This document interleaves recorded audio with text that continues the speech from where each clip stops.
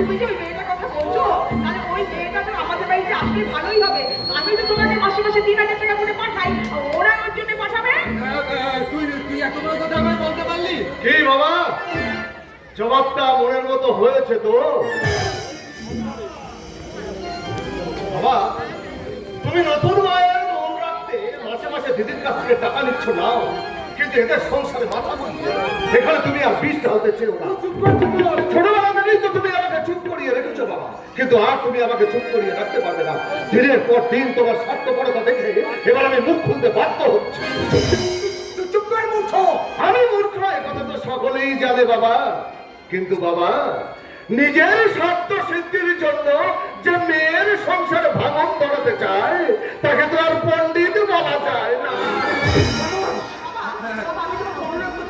তুমি এবারে কুটুম হিসাবে তুমি এখানে যাতায়াত করবে, এদের সংসারের মধ্যে মাথা গলাতে এসো না বাবা। না মা, তা বললে হয় না, তা বললে হয় না। তুই আমার মেয়ে, তোর মঙ্গল শুভ দেখা তো আমার কর্তব্য। না, তোমার কর্তব্য নতুন মায়ের ঘরে বসে মুখ ঝামটা শোনা।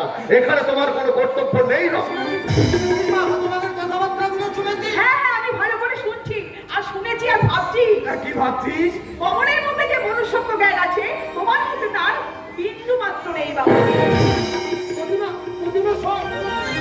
লাভ নেই বাবা, ডেকে কোনো লাভ নেই। দিদি তোমাকে হাড়ে হাড়ে চিনে নিয়েছে, অতএব এখানে আর বিশেষ সুবিধা করতে পারে। তোর কি কোনো বুদ্ধি শক্তি নেই? ওরে হতভাগা, এই মেয়ে জামাই যদি আমার হাতে থাকে তাহলে আমাদের সংসারে আর কোনো অভাব থাকবে না, এমনকি তোর জীবনটাও ভালোভাবে কেটে যাবে। হ্যাঁ তাই নাকি? হ্যাঁ, এই সহজ কথাটা তুই বুঝতে পারছিস না? কি করে বুঝবো বাবা, কি করে বুঝবো? তুমি তো আমাকে লেখাপড়া না শিখিয়ে একেবারে মূর্খ বানিয়ে রেখে দিয়েছো। বাজে কথা বলবি না তোমার, বাজে কথা বলবি না। আমি কি তোকে লেখাপড়া শিখাইনি? আর তুই নিজে স্কুলে যাওয়ার ভয়ে পালিয়ে পালিয়ে বেরিয়েছিস। তুমি নতুন মায়ের কথা শুনে মাসের পর মাস আমার স্কুলের মাইনে বাকি রেখে দিয়েছিলে, অথচ আমি দেখেছি তাই তো স্কুল থেকে নামটা কেটে দিয়েছিল। অথচ আমি দেখেছি নতুন মায়ের সিনেমা থিয়েটারের পয়সা তুমি জুগিয়ে গেছো বাবা, তাকে নতুন নতুন কাপড় কিনে দিয়েছ। অথচ আমাকে একখানা বই কিনে দিয়ে তুমি সাহায্য করনি বাবা। এত বড় কথা বলতে তো সাহস হলো? হলো বাবা, হলো। পেটের মধ্যে সত্যি কথাটা অনেকদিন ধরে চাপা ছিল বাবা, বলতে পারিনি। শুধু তুমি আমার বাবা বলে, তাই তোমাকেও আমি বলে রাখছি বাবা, তুমিও সাবধান।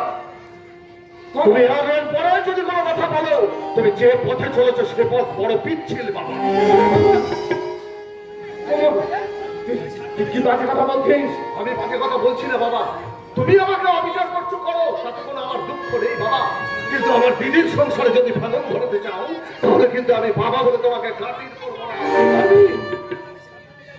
মূর্খ ছেলের স্বার্থপর বাবাকে যা বলা উচিত আমি তাই বললাম বাবা।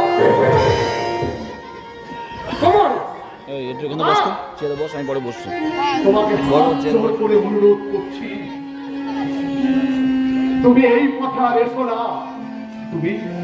তুমিও খুব সাবধান থেকো বাবা, খুব সাবধান। বসবো, আমি ওখানে বসবো। ও দিদি, ও দিদি, ওখানে বসবো। কথাগুলো বড্ড বেসুরমি সুরে লাগলো, তাহলে কি পেঁচিয়ে যাবো? না না না না না, একবার যখন গিয়েছি তখন এই মেয়ে জামাইয়ের মাথায় হাত দিয়ে এই কলকাতার বুকে অন্তত একটা 3তলা বাড়ি আমাকে করতেই হবে, তবেই আমার নাম জয়দেব গাঙ্গুলি।